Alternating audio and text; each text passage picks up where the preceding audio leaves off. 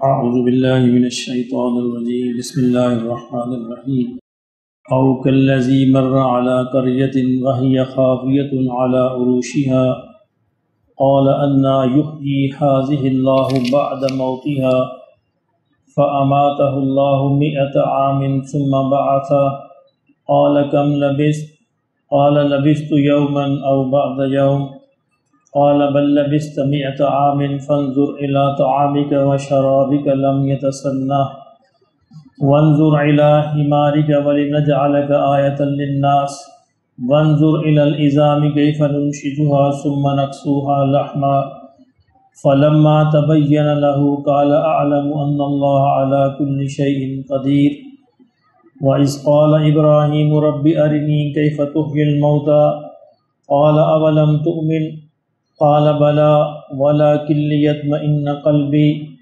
قال فخذ 4 من الطير فصرهن إليك ثم اجعل على كل جبل منهن جزءا ثم ادعهن يأتينك سعيا واعلم ان اللہ عزیز حکیم صدق اللہ العظیم۔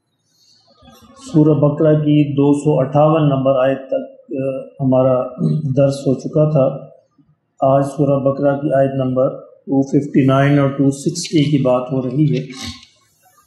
پیچھے ہم نے دیکھا کہ نمرود کا مکالمہ ہوا تھا ابراہیم علیہ السلام سے، اور نمرود نے ایک بالکل فضول دلیل پیش کی تھی کہ میں بھی زندہ کر سکتا ہوں، میں بھی مارتا ہوں، اور اس کے حوالے سے اس نے ایک بے گناہ قیدی کو پکڑ کے قتل کر دیا اور ایک انسان کو جو گناہ گار تھا اس کو چھوڑ دیا۔ تو ابراہیم علیہ السلام نے جب اس کے مقابلے میں سورج کے بارے میں بات آیا کہ اگر تم ایسے کر سکتے ہو تو سورج کو جو ہے تم مغرب سے طلوع کر دو اور مشرق میں غروب کر دو، تو وہ پھر مبہوت رہ گیا، حیران رہ گیا۔ تو یہ وہ لوگ ہیں، اللہ نے یہاں پہ بتایا تھا کہ جو انسانوں کو روشنی سے نکال کر اندھیروں کی طرف لے جاتے ہیں۔ شیطان ان کے پیچھے ہوتا ہے کہ انسانوں کو روشنی سے نکال کر اندھیروں کی طرف لے جاتے ہیں۔ اب ان لوگوں کی مثال ہے جن کو اللہ جو ہے اندھیروں سے نکال کر روشنی کی طرف لے آتے ہیں۔ فرمایا کہ او کالذی، یا اس شخص کی مثال، مر علی قریۃ، جس کا گزر ہوا ایک بستی پر، وہی خاویۃ علی عروشها، اور بستی اپنی چھتوں پر اوندھی پڑی تھی، یعنی تباہ ہو چکی تھی وہ بستی۔ قال انا یحیی هذه اللہ بعد موتها، اس نے اپنے دل میں کہا کہ اللہ اس بستی کو مرنے کے بعد دوبارہ کیسے زندہ کرے گا۔ فاماتہ اللہ 100 عام، اللہ نے اس شخص کو، وہ جو بھی شخص نبی تھے یا صالح آدمی تھے، تو اللہ نے ان کو 100 برس تک سلا دیا، موت دے دی۔ 100 برس تک وہیں پہ وہ پڑے سوتے رہے۔ ثم بعثا، پھر ان کو دوبارہ زندہ کیا۔ قال، فرمایا اللہ نے کہا، کم لبثت، تم کتنی دیر اس طرح رہے، کتنی دیر سوئے۔ قال لبثت یوما او بعض یوم، تو وہ کہنے لگے یا اللہ ایک دن یا اس کا کچھ حصہ، یعنی 100 برس ان کو اس طرح محسوس ہوئے کہ ایک دن یا اس دن کا کچھ حصہ۔ قال بل لبثت 100 عام، اللہ نے فرمایا کہ تم 100 برس تک سوئے رہے۔ تو یہ اللہ ان کو اپنی قدرت دکھانا چاہ رہے تھے۔ قرآن مجید نے یہاں پر یہ واضح نہیں کیا کہ وہ نبی تھے یا کوئی ولی تھے یا صالح آدمی تھے۔ بہرحال ایک مفسرین کا خیال ہے کہ شاید بنی اسرائیل میں سے کوئی نبی ہوں جن کا وہاں پہ گزر ہو رہا ہو، تو اللہ نے اپنی قدرت دکھانے کے لیے ان کے ساتھ یہ معجزہ ظاہر فرمایا، تاکہ وہ بنی اسرائیل کو بھی دکھا سکے کہ جو اپنی ناکامی اور جو اپنی عاجزی اور بزدلی کی وجہ سے بالکل موت کی حد تک پہنچ چکے تھے اور اپنے وطن کو جہاد کر کے لینے کے قابل نہیں رہے تھے، کہ اللہ جو ہے چاہے تو کس طرح مردوں کو زندہ کر دیتا ہے۔ تو تم جو مردہ بن چکے ہو، اللہ چاہے تو تم کو بھی دوبارہ وہی زندگی دے سکتا ہے۔ تو جب یہ ان کے دل میں یہ بات آئی، وہ بستی دیکھ کر جو مردہ پڑی تھی، ہڈیاں وہاں پہ پڑی ہوئی تھی، کہ اللہ ان ہڈیوں کو کیسے زندہ کرے گا، تو اللہ رب العزت نے ان کو بھی وہاں نیند آئی، وہ سو گئے اور نیند کے اندر ان کی موت واقع ہو گئی، اور 100 برس تک اللہ نے ان کو وہاں پر سلائے رکھا۔ اب جب وہ اٹھے تو اللہ نے ان سے پوچھا کہ آپ کتنی دیر سوئے، تو کہا کہ بس یہی کہ تھوڑا عرصہ۔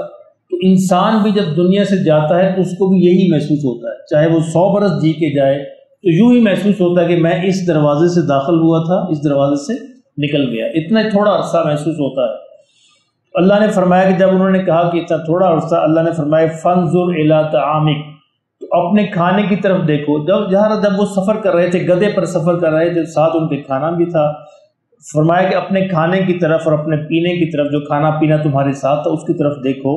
لم یتسنہ، کہ وہ بالکل تازہ ہے، وہ گلا سڑا نہیں۔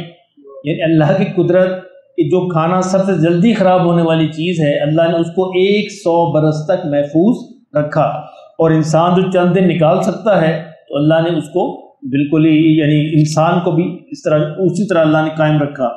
اور فرمایا وانظر الی حمارک، اب اپنی گدھے کی طرف دیکھو۔ اب گدھا جہر ایک جاندار چیز تھی، اب وہ اگر فوت ہو جائے تو وہ چند دن یا سو جائے تو چند دن نکال سکتا ہے بغیر کھانے پینے کے، جبکہ کھانا پینا چند گھنٹے نکال سکتا ہے۔ تو وہ جو بالکل چند گھنٹے والی چیز تھی، اللہ نے 100 برس تک اس کو محفوظ رکھا، اور جو گدھا تھا وہ اپنی طبی موت جو ہے مر گیا، اور اس کی ہڈیاں وہاں پر موجود تھی۔ وَلِنَجْعَلَ، فرمایا اپنے گدھے کی طرف دیکھو کہ اب ہم اس کو کیسے دوبارہ زندہ کرتے ہیں۔ وَلِنَجْعَلَكَ آیَةً لِلنَّاسِ، کہ تاکہ ہم تمہیں ایک نشانی دکھائیں، تمہیں ایک نشانی بنا دیں انسانوں کے لیے۔ وَانظُرْ إِلَى الْعِظَامِ، کہا ان ہڈیوں کی طرف دیکھو، یعنی گدھے کی ہڈیوں کی طرف دیکھو۔ کیف ننشزها، کس طرح ہم ان کو کھڑا کرتے ہیں۔ ثم نکسوها لحما، پھر کس طرح ہم ان پر گوشت چڑھاتے ہیں۔ فلما تبین له، تو جب اس نے یہ دیکھا، وہ بھی دیکھا اور وہ جو وہاں پہ مرے پڑے تھے وہ بھی سارے اللہ نے اسی طرح زندہ کر دیے۔ جب اس کے سامنے یہ سارا منظر آیا، فرمایا قال اعلم ان اللہ علی کل شیء قدیر، فرمایا کہ میں بالکل اس بات کو جانتا ہوں کہ اللہ ہر چیز پر قادر ہے۔ تو جو اللہ جب انسانوں کو یا چیزوں کو اس عدم سے وجود میں لا سکتا ہے، جب کچھ بھی نہیں تھا، جب نہ ہونے سے سب کچھ بنا سکتا ہے، تو جب سب کچھ ہے تو اس کو دوبارہ بنانا کو اس کے لیے مشکل نہیں۔ اب یہ گدھے کی ہڈیاں، وہ انسانوں کی ہڈیاں وہاں پہ موجود تھیں، تو اللہ نے ان کو دوبارہ حکم فرمایا، پہلے ان پر ہڈیاں جمع ہوئیں، ایک ان کا اسکیلیٹن ڈھانچہ بنا، پھر اس پر گوشت چڑھا، اور پھر اس کو وہ زندہ بنے ہوئے انسان اور وہ جانور بن گئے۔ بہن انسان جو ہے مرنے کے بعد جو ہے انسان اس کائنات کے اندر بکھر جائے گا، یعنی کیلشیم ہو جائے گی، سوڈیم ہو جائے گا، باقی جتنی گیسز ہیں وہ گیسز بن جائیں گی، اور انسان جو ہے دوبارہ اللہ ان کو حکم دے گا تو جہاں جہاں اس کے ذرات ہوں گے وہ دوبارہ اکٹھے ہوں گے، اور انسان دوبارہ اپنی اصلی شکل میں واپس آ جائے گا۔ وہی انسان، وہی ذرات اس کے واپس آئیں گے جو اس کے اصلی ذرات ہیں، کیونکہ وہ کچھ گیسز کی شکل میں تبدیل ہو چکے ہوں گے، کچھ پانی کی شکل میں تبدیل ہو چکے ہوں گے، کچھ مٹی کے اندر مل چکے ہوں گے، تو جہاں جہاں بھی اس کے ذرات ہوں گے اللہ اس کو حکم فرمائے گا، تو وہیں سے وہ ذرات دوبارہ جمع ہوں گے، اور دوبارہ انسانوں کی شکل بن کر اللہ ان کو دوبارہ زندہ کر دے گا۔ اب اس کی ایک اور مثال ابراہیم علیہ السلام کے ساتھ اللہ نے بیان فرمائی، وہ اس سے بھی زیادہ دلچسپ ہے۔ فرمایا کہ وَإِذْ قَالَ ابراہیم، جب ابراہیم علیہ السلام نے کہا ربی ارنی کیف تحیی الموتیٰ، اے میرے رب مجھے بھی دکھا دے کہ تو مردوں کو کیسے زندہ کرتا ہے۔ قال اولم تؤمن، اللہ نے فرمایا کیا تو ایمان نہیں رکھتا؟ قال بلا، کہا کہ کیوں نہیں، ولکن لیطمئن قلبی، ایمان تو ہے لیکن یہ ہے کہ میں اپنے اطمینان قلب کے لیے پوچھتا ہوں۔ جب انسان مشاہدہ کرتا ہے وہ اطمینان اور ایمان کئی گنا آگے بڑھ جاتا ہے۔ ایمان تو موجود ہے، اس پر یقین رکھتا ہوں کہ بے شک آپ سب کچھ کر سکتے ہیں، لیکن بس درخواست ہے کہ تو اگر مجھے دکھا بھی دے تو میرا وہ یقین اور اطمینان جو ہے اور مزید بڑھ جائے گا۔ تو اللہ نے فرمایا ٹھیک ہے، قال فخذ، اللہ نے فرمایا فخذ اربعۃ من الطیر، تو تم 4 پرندے جو ہے وہ پکڑ لو، یعنی 4 مختلف پرندے جو ہے وہ پکڑو، فصرہن الیک، پھر ان کو اپنے آپ سے مانوس کر لو، یعنی اپنے پاس رکھو، وہ تم سے مانوس ہو جائیں، یعنی ان کے نام رکھو، جب وہ تم سے مانوس ہو جائیں، تم جب نام ان کا پکارو وہ تمہاری طرف دوڑتے ہوئے آئیں۔ جب یہ حالت فرمایا ہو جائے، ثم اجعل علی کل جبل منہن، اس کے بعد جو ہے تم ان کو ذبح کرو اور پھر ان کا گوشت جو ہے وہ بناؤ، اور پھر ان گوشت کو مکس کر دو، سب کو 4 پرندوں کے گوشت کو آپس میں ملا دو، پھر اس کے ایک ایک حصے کو، کچھ حصہ ایک ایک پہاڑ پر رکھ دو۔ ثم اجعل علی کل جبل، یعنی پہاڑوں پر منہن جزء، ان کے کچھ حصے جو ہے وہ رکھ دو۔ اب پتہ نہیں کس کا حصہ کس کے پہاڑ پر ہے، کیونکہ سارا وہ مکس ہو چکا ہے۔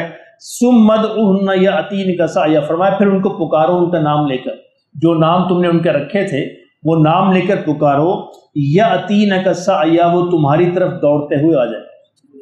اللہ اکبر۔ اب یہ بہت بڑا معجزہ تھا جو انبیاء علیہ السلام کا. اچھا اللہ نے یہاں پہ پرندے تھے نا، یہاں یہ نہیں فرمایا کہ وہ اڑتے ہوئے آئیں گے، بس دوڑتے ہوئے آئیں گے تاکہ تمہیں اور یقین ہو جائے. تمہارے سامنے ہوئے فضا میں سے پرندے اڑے تو شک ہو سکتا، پتہ نہیں کوئی اور ہی پرندہ نہ آ گیا ہو، کوئی اور ہی نہ آ گیا ہو، تو وہ اب تمہارے سامنے بالکل دوڑتے ہوئے چلتے ہوئے آئیں گے. وَعْلَمْ أَنَّ اللَّهَ عَزِيزٌ حَكِيمٌ. تو ابراہیم علیہ السلام نے فرمایا کہ یا اللہ بے شک تو سب سے زیادہ غلبے والا اور حکمت والا ہے.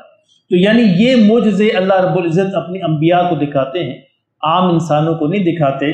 تو یہ انبیاء کی وساطت سے اللہ پھر انسانوں کو بتاتے ہیں کہ میں جب چاہوں، جو چاہوں، جس طرح چاہوں کر سکتا ہوں. اس کو انبیاء کے کہنے پر مان لو، اچھے رہو گے. اگر نہیں مانو گے تو پھر تم دیکھ تو لو گے، لیکن اس دیکھنے کا فائدہ کون ہے؟ ایمان بالغیب کا فائدہ ہے. انبیاء علیہ الصلوۃ والسلام کو اللہ ایمان بالغیب سے آگے بھی ایک قدم بڑھا کر اللہ مشاہدہ بھی کروا دیتے ہیں.